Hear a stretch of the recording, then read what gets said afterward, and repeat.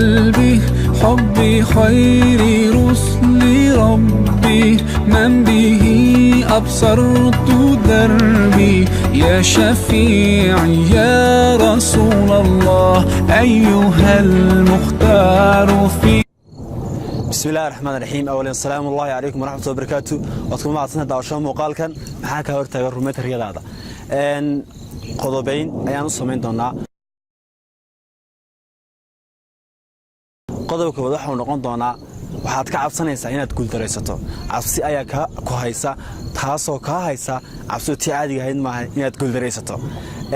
cabsida kugu dhex abuuran eed ka baqayso isku dayga iyo tijaabinta waxa ay kugu soo haysaa inaad ka joogsatid inaad rumaysid riyadaadii jooji cabsidaasi iskana daa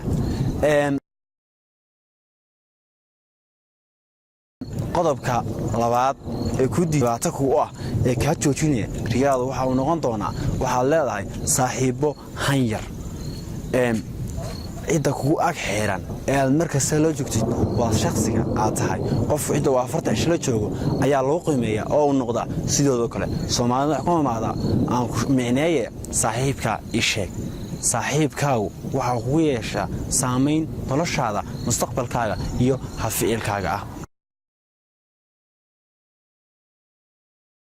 qodobka saddexaad ee ku diidan inaad gaadhid ama aad riyada rumaysid waxa weeyaan riyo bila ficil waxba ma qabato waxa ku jirta xamaasad iyo dhiiranaan iyo rabitaan ah beritoole laakiin waxa ka maqan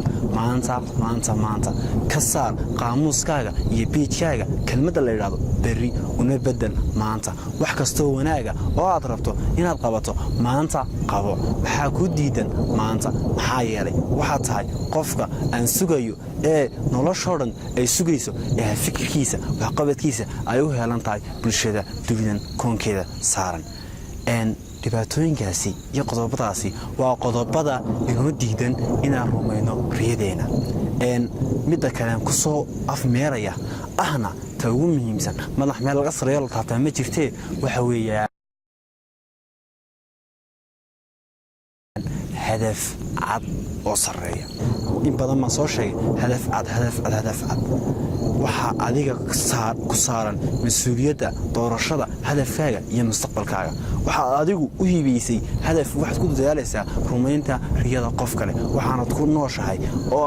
عسكري يو قف معاون أطهي قف كله إنه فيه سرماية عليك متجار هيلو هيلو muhiimadu waa inaad adu mas'uul ka tahay noloshaada 100% boqolkiiba boqol adigu riyadaada iyo wax qabadkaaga mas'uul ka noqo waxa lagu soo gudbinayaa muuqaalka adiga waxaan kaaga tagayaa dadaal karti waxbarasho iyo dadaal badan oo ku saabsan wax akhris waad guuleysanaysaa ha ka qoosan guusha salaamu calaykum waraxmatullaahi wabarakaatuh